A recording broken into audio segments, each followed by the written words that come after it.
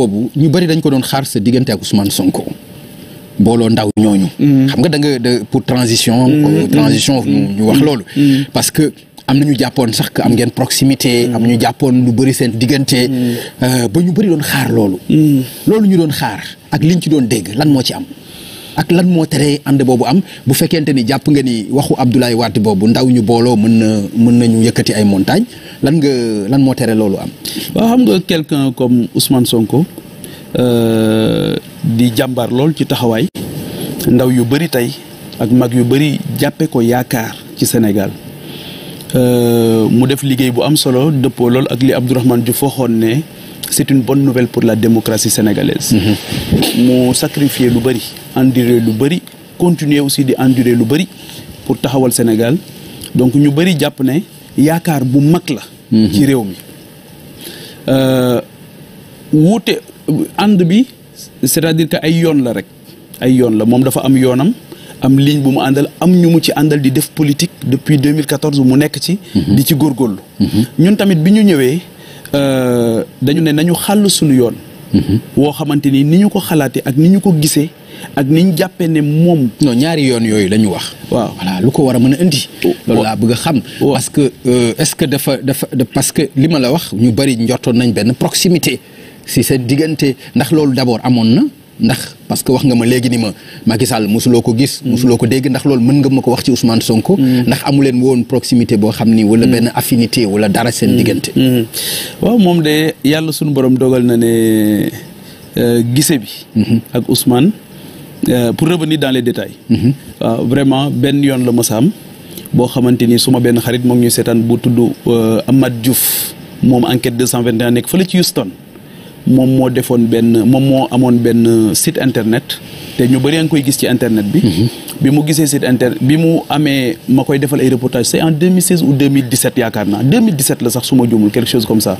donc moom moo doxoon ci diggante bi ne ma dafa bëgg ma interviewer ko comme ni mu daan choisir ay personnalité à l'époque ma leen di interviewer comme moom moo ngi Houston pour mettre du contenu dans son site donc ci lañ mës a gisee ma defal ko benn émission waaye yàlla it mi dogal lool dogal na ne musul ñëw sama kër musuma dem këram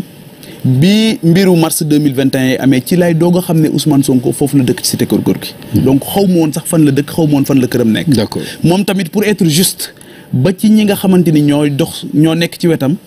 amu ci kenn koo xamante ni sax xëy na mës naa jéem a dox rapprochement sama diggante ak moom waaw respecté woon ni mu respecté woon li may def noonu laa respecté woon li muy def respecté aussi li nga xamante ni moom mooy lignam mais proximité boobu ñuy wax amul. même téléphone daaw leen déggante. même téléphone daaw ñu déggante téléphone.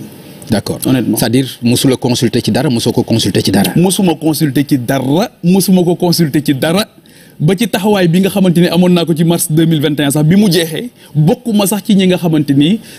woo na leen wala waxtaan ak ñoom parce que man tamit yittewuma ko woon parce que moom taxuloon ma koy def je le faisais au nom de la stabilité sociale au nom du fait que le Sénégal est une promesse de paix ci loolu moo taxoon ma am taxawaay boo xamante ni jàppoon naa ne sama responsabilité la woon pour. mais taxawaay boobu est-ce que du woon taxawaay populisme rek bëgg ci buzz.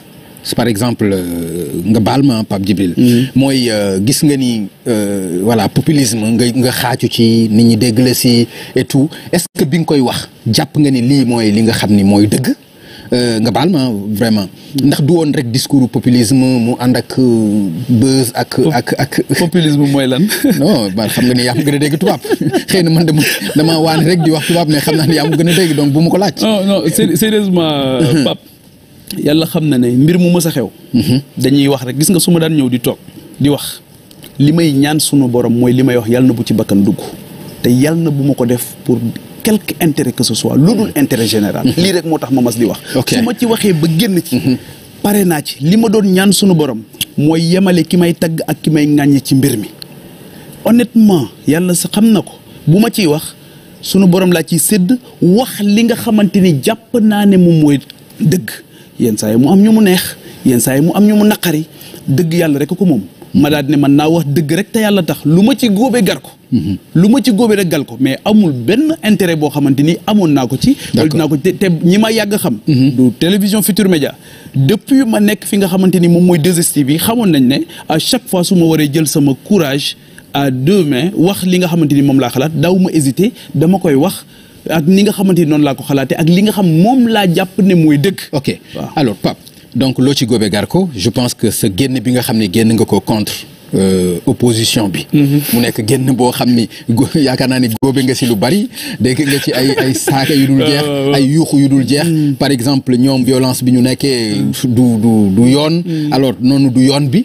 discours boobu nga def loolu yaa ngi ko gëm ba tey malgré que li nga ci jot ci ay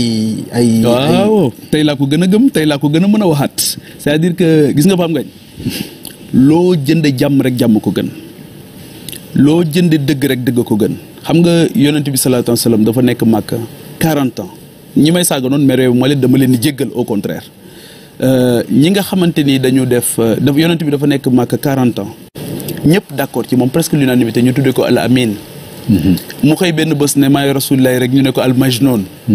yow doo kuy wax dëgg donc nit ñi mën nañu apprécier mbir ci benn jamono beneen temps ñu remettre ko en cause bu fekkee ne leerul seen bopp man damay respecter seen posture xam nga lu tax parce que la politique c'est l'explication dama ciy def itte bu mat sëkk ngir waxtaan ak ñoom wax ak ñoom ba ñu xam li may wax parce que tamit dafa am benn feebar mais est-ce que egg ci bay joxe leçon de morale opposition bi est-ce que yaakaar nga aussi sa cër la mosuma leen jox leçon non mais lan nga wax li ma wax mooy dama ne désir d'éterrer pour reprendre li ma wax parce que intervention bu 11 minutes laa def ci RFM ak ñoom Makumba Bey 11 minutes laa wax ñu jël ci dagg lu ndaw def ko monter ko manipulation la te dafa xew ci jamono daal di ko yóbbu mu tasaaroo boo xamante ni jiitu na li nga xamante ni moom laa wax yëpp bari na ku ñëw ne ma li nga wax ma daal di lay yónnee li ma wax nga ne ma mais lii kay sëñ bi kenn ñëpp mën nañ ko dégg parce que ci biir wax ji dama wax ne pour revenir ci bu fekkee mën naa ko may nga ma ko ma ne lii xew li ñuy daj ci interdire marche ma ne duñ ci daj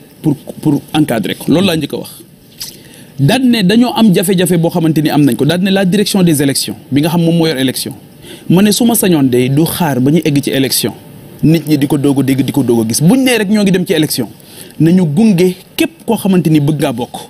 encadrer la xamal la former la ba nga xamante ni buñ ci demee lu bari lu ñu mën a éviter dinañ ko éviter parce que damaa gëm ne élection la règle c'est la participation exception bi mooy nga bañ a bokk. lii laa njëkk a wax daal ne ki nga xamante ni moom mooy ministre de l'intérieur Félix Antoine Diome ma ne su ma sañoon du bokk ci ñuy organiser élection. su ma sañoon dañ koy jox un grand ministère de l'intérieur et de la sécurité publique. def beneen ministère mu def élection yi. ñu daal di ne ba pare ma daal di ciy tegaat. ne Macky Sall amul droit def moins que le président Wade. ni mu defoon ak Cheikh Gueye bi nga xamante ni opposition bi. d'accord réclamé nañ ñu génne ko. daal di ciy teg nag ne li indi coow li s'il vous plaît waaw ci laa jëm ni daal di ciy teg ne daal di wax ne bëgg a téye nguur warta tax ñuy tiire ci ñoo xamante ni ay civil lañ. daal ne bëgg a egg ci nguur it warul tax nga ne tey nit ñi dee lii laa wax ba mu jeex daal di koy détaillé daal egg naa sax ci ne waaw bu ñuy marchati wala ñuy yëngal ba réew mi nar a taxaw waaw du ñu laaj nag xalaat ñi nga xam mooy le secteur privé bi nga xamante ni ñoom ñooy créer ay richesse ci réew mi te d'habitude duñu leen laaj seen xalaat bu fekkee ne réew mi day taxaw. Pape Djibril 11 minutes la mais loolu mooy li ma la wax pourtant. xam nga bëgg a egg ci nguur warul tax ngay def luy tax ay bakkan di des. loolu soo ko waxee ñoom nga koy wax. ñoom opposition bi ngay waxal. opposition comme pouvoir parce que contexte bi nga ko waxee la. opposition comme pouvoir yëpp laa waxal non nañu wax ci lii coow li. parce que yàgg nga wax ak pouvoir bi. coow amul ñu lay tàccu. alors donc li ma wax mooy. est-ce que. sa cër la yow. wala sa taxawaay la yow. nga war a mën a yëkkati